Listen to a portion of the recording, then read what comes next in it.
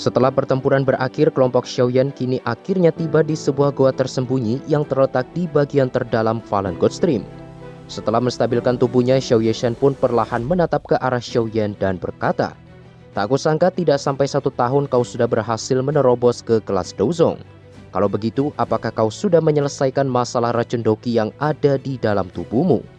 Xiaoyan pun hanya bisa tersenyum tak berdaya dan menjawab bahwa ini bukan waktu yang tepat untuk membahas masalah tersebut. Hal yang harus mereka utamakan adalah memikirkan cara untuk menghapus Ezun misterius yang disebutkan para tetua lembah sungai es sebelumnya. Tanpa pikir panjang, Xiaoyan lantas menyalurkan kekuatan spiritualnya untuk mengecek kondisi Xiao Yeshan saat ini. Sesuai dengan perkataan para bajingan dari lembah sungai es, tubuh bagian dalam Xiao Yeshan kini benar-benar terluka parah dan terus membeku seiring berjalannya waktu. Sesaat kemudian, Xiaoyan lalu mengalihkan pandangannya ke arah Xinlan dan bertanya, apakah dia mengetahui cara untuk mengatasi Ezun misterius ini. Sambil termenung, Xinlan pun memberitahu bahwa dia sama sekali tak bisa memberikan solusi untuk menghapus Ezun misterius di dalam tubuh Xiao Yeshan. Namun meskipun Ezun misterius ini sangatlah aneh dan unik, tetapi bukan hal yang mustahil jika mereka benar-benar ingin menghapusnya. Sesaat kemudian, Xiaoyan lantas mengerahkan kekuatan spiritual untuk yang kedua kalinya dan kembali memeriksa tubuh Xiao Yeshan secara menyeluruh. Setelah pemeriksaan berlangsung lebih dari setengah jam, Xiaoyan pun tampak menemukan sebuah petunjuk. Dia lalu meminta Xiao Yeshan untuk pergi ke sebuah kolam dan setelahnya Xiaoyan pun menambahkan beberapa ramuan obat serta esensi dari api surgawi untuk memaksimalkan proses pengobatan. Xiaoyan lalu meminta Xinlan untuk mengurus pakaian Xiao Yeshan dan membantunya masuk ke dalam kolam tersebut. Di bawah instruksi Xiaoyan, proses pengobatan ini pun berhasil berjalan lancar. Meskipun metode ini cukup menyakitkan, tetapi dengan adanya bantuan api surgawi serta beberapa ramuan obat yang sudah tercampur, Xiaoyan yakin ini seharusnya cukup efektif untuk menekan penyebaran Ezun misterius yang ada di dalam tubuh Xiao Yeshan. Sambil menahan rasa sakit, Xiao Yeshan lantas membentuk beberapa segel pelatihan untuk menyerap kekuatan obat serta afinitas api yang disalurkan oleh Xiaoyan. Begitu energi tersebut memasuki tubuhnya, Xiao Yeshan benar-benar merasakan sakit yang luar biasa. Namun pada saat yang bersamaan, pembekuan yang disebabkan Ezun misterius tampaknya perlahan mulai melemah. Sepertinya metode ini cukup efektif seperti yang diharapkan oleh Xiaoyan. Di sisi lain, Xiaoyan tampak segera menghela nafas lega meskipun ini hanya berlaku untuk sementara. Namun itu sudah lebih dari cukup untuk memberikan waktu bagi Xiao Yeshan agar dapat memulihkan diri terlebih dahulu. Selang beberapa waktu, Xiaoyan lantas menatap ke arah Xinlan dan memintanya untuk meninggalkan wilayah Fallen God Stream dan mengumpulkan bahan obat yang diperlukan. Selama bahan obat tersebut terkumpul, barulah Ezun misterius di dalam tubuh Xiao Yeshan dapat dihilangkan secara menyeluruh.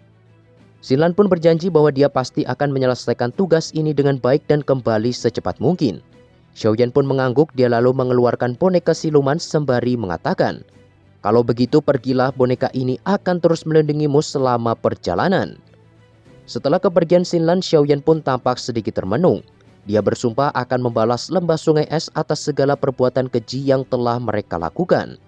Singkat cerita, 4 hari pun telah berlalu sejak dimulainya proses pengobatan tersebut.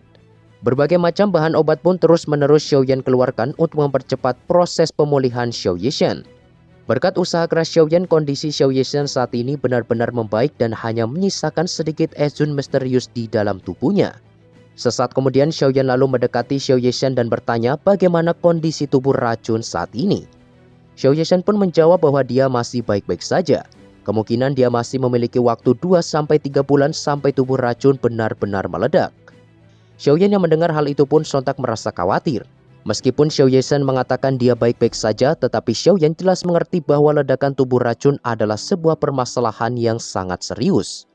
Melihat kekhawatiran di wajah Xiaoyan, Xiao Yeshan pun perlahan tersenyum dan berkata, "Meski tubuh racun pada akhirnya akan meledak dan merenggut kesadaranku, namun aku akan tetap mengenalimu sampai kapanpun." Xiaoyan pun sontak menggelengkan kepalanya ketika mendengar kata-kata tersebut. Dia berjanji akan menemukan inti magical beast dari kalajengking racun langit sebelum waktu ledakan itu terjadi. Dengan adanya satu bahan terakhir itu, maka Xiao Yeshan akan mampu mengendalikan tubuh racun sepenuhnya. Kata-kata ini secara alami membuat Xiao Yeshan tercengang.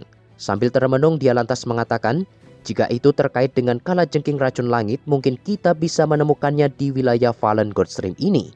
Menurut pengamatanku, kalajengking racun langit yang ada di tempat ini seharusnya sudah mencapai tingkat 7 dan mampu berubah ke bentuk manusia. Xiaoyan seketika memasang ekspresi heran sembari bertanya, apakah kau sudah pernah melihatnya? Xiao Yeshan menjawab bahwa di bagian terdalam Fallen God Stream terdapat sebuah area yang dipenuhi magical beast tipe racun yang sangat menakutkan. Tidak hanya itu, tempat ini juga dihuni oleh beberapa kumpulan magical beast tingkat tinggi yang tersebar di sekitarnya. Dan kebetulan kalajengking racun langit yang sedang mereka cari adalah penguasa dari tempat ini. Tak lama setelah aku memasuki wilayah Fallen God Stream, secara kebetulan aku bertemu dengan sang kalajengking racun langit itu. Namun sepertinya dia memiliki ketertarikan yang sangat tinggi padaku dan sangat ingin menjadikanku sebagai wanitanya. Pada saat itu aku terluka parah dan tak mampu melakukan apapun dan hanya bisa memikirkan bagaimana cara untuk melarikan diri. Xiaoyan pun sedikit tertawa dan mengatakan, sepertinya pesonamu memang terlalu kuat. Bahkan magical beast saja sampai tertarik padamu. Xiao Yeshan pun terdiam sejenak, dia lalu menambahkan bahwa dia masih belum bertukar pukulan dengan magical beast tersebut. Namun kemungkinan besar kekuatannya jauh lebih besar dibandingkan dengan para tetua lembah sungai es yang baru saja dikalahkan oleh Xiaoyan. Paling tidak kekuatannya sudah mencapai bintang 8 Douzong. Informasi ini jelas membuat Xiaoyan cukup tertegun. Kekuatan bintang 8 Douzong memang bukanlah sesuatu yang mudah untuk dikalahkan. Oleh karena itu, sebelum bertindak, Xiaoyan meminta Xiao Yeshan untuk memulihkan diri terlebih dahulu. Setelah kekuatannya pulih, barulah mereka akan memulai perjalanan menuju wilayah kekuasaan kalajengking racun langit yang dia sebutkan sebelumnya. Selama inti dari magical beast tersebut berhasil didapatkan, maka masalah tubuh racun akan benar-benar teratasi. Setelah mengatakan semua itu, Xiaoyan pun kembali merenung. Dia bertanya-tanya kekuatan seperti apa yang akan didapatkan Xiao Yeshan jika berhasil mengendalikan tubuh racun. Apakah mungkin dia akan mampu mencapai Ranah Douzun? Jika demikian, maka hal ini jelas akan sangat membantu Xiaoyan dalam misi penyelamatan Yalau serta ayahnya di masa depan nanti. Sambil menunggu Sinan kembali, Xiaoyan pun memanfaatkan waktu luangnya untuk menyempurnakan sebagian kecil racun Doqi yang ada di dalam tubuhnya. Setelah berlatih cukup lama, Xiaoyan pun tampak membuka kedua matanya secara perlahan yang menandakan bahwa pelatihan tersebut telah berakhir. Namun sampai saat ini masih belum ada tanda-tanda kedatangan Xinlan. Jika dihitung dari awal sudah 4 hari berlalu sejak kepergiannya. Xiao Yeshan pun tampak khawatir dan bertanya-tanya apakah telah terjadi sesuatu kepadanya.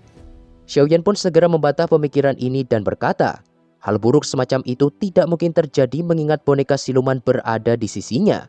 Jika benar terjadi sesuatu, dia pasti akan langsung merasakan ada yang salah. Oleh karenanya, Xiaoyan memutuskan untuk menunggu beberapa hari lagi sebelum mencari kalajengking racun langit. Singkat cerita, 2 hari pun berlalu dan Xinlan akhirnya kembali menemui Xiaoyan. Namun pada saat ini ekspresinya tampak dipenuhi kecemasan.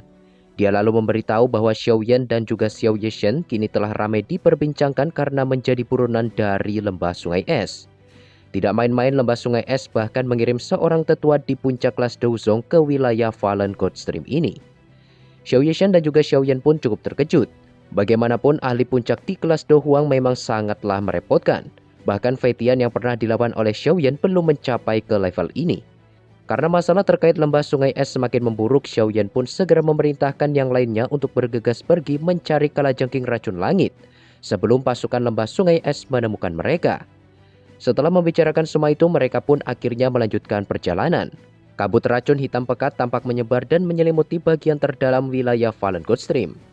Di bawah panduan Xiao Yeshan, mereka pun akhirnya berhasil tiba di wilayah kekuasaan kalajengking racun langit. Menurut penciuman Xiao Yeshan, keberadaan magical beast tersebut seharusnya berada tidak jauh dari posisi mereka saat ini.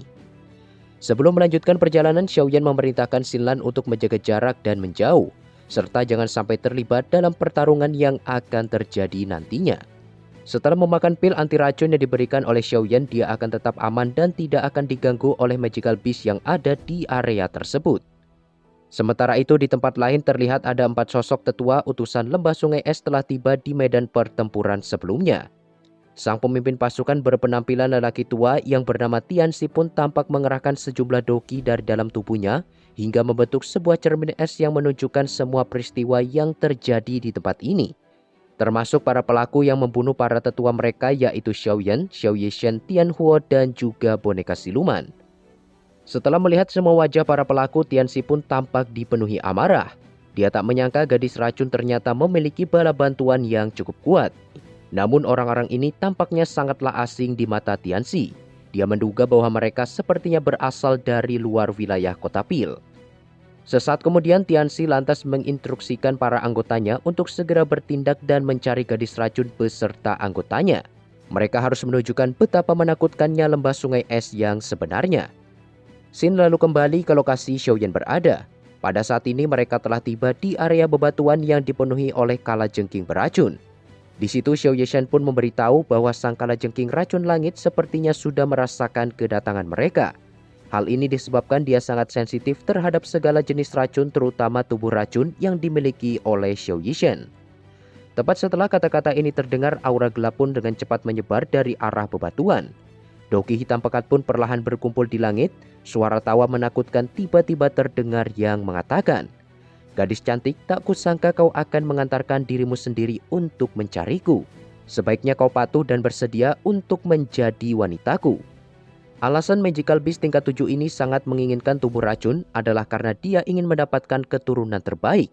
Tak lama setelah itu, sosok kalajengking bertubuh setengah manusia pun akhirnya muncul di hadapan mereka semua. Aura yang terpancar secara alami membuat Xiaoyan menyadari bahwa sosok yang akan dia lawan kali ini memang sangatlah berbahaya. Meskipun begitu, esensi darah serta inti Magical Beast tersebut harus menjadi milik mereka apapun yang terjadi.